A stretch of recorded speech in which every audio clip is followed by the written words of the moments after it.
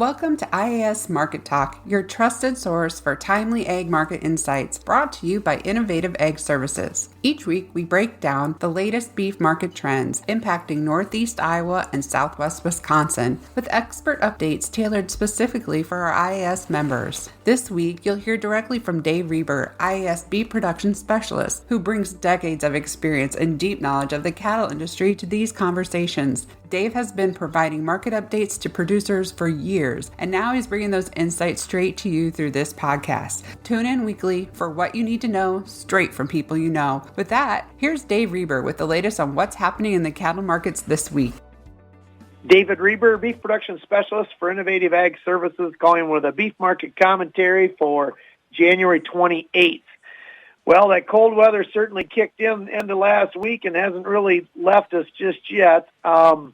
The good news is it did probably help us get a cattle market rally there the end of last week.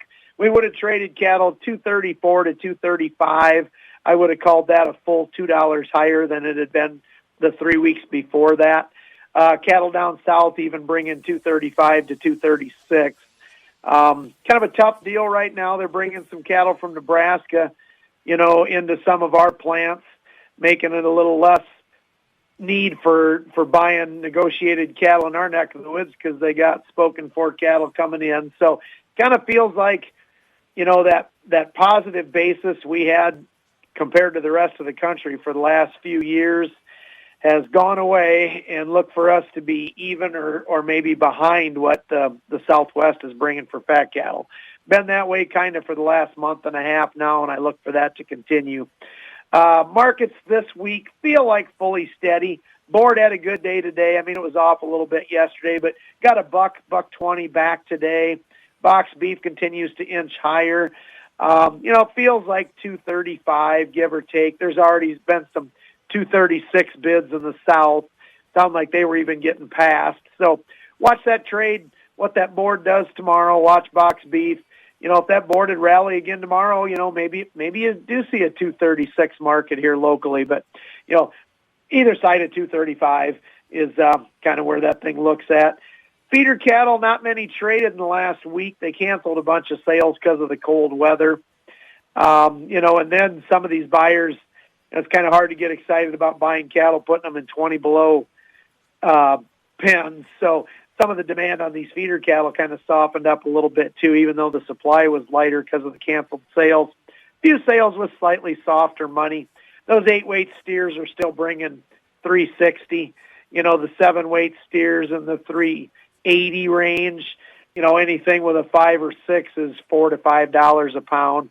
The heifers still running that $20 to $40 spread back, $20 on the yearlings, closer to $40 back on the calves. Cost of gains, I'm still using around that $1. These good steers will feed cheaper than $1. The heifers will be somewhere in that $1.05, $1.07 range for a cost of gain. That's figuring corn in there at 4 to 4 1/4. It's one of those deals. We probably gave some pounds up here in the last week too. Some of these pens that we're closing out, the weights have just been okay. You can attribute that to 30 below weather for a couple days. Will make some cattle weigh a little bit less than what you expected them to. Keep moving some stuff through here. Most of these pens are profitable. The pens I'm closing out that are losing money were the big 9 weights that were placed 5-6 months ago. They were higher priced feeder cattle, and we didn't get enough pounds on them. So that's the ones we got to watch out for. Buying back cattle, those cattle we can put more pounds on, just look like they're going to give a fella a better break even. Most of these break evens on these incoming cattle, either side at 240. Once again, my name is David Reber, Beef Production Specialist for Innovative Ag. Thank you. That's it for this week's episode of IAS Market Talk. Thanks for tuning in. Be sure to like, follow, and subscribe so you don't miss an update. And if you know a fellow producer who could benefit from this information, share this episode with them. For more updates and insights, visit innovativeag.com and follow us on Facebook, Instagram, and YouTube. We'll catch you next time on IAS Market Talk. Are you ready for a hands-on role with purpose? Join the facility operations team at Innovative Ag Services, where we value hard work, safety, and community. With locations across Northeast and Central Iowa and Southwest Wisconsin, we offer industry-leading benefits, on-the-job training, and a culture that supports your growth.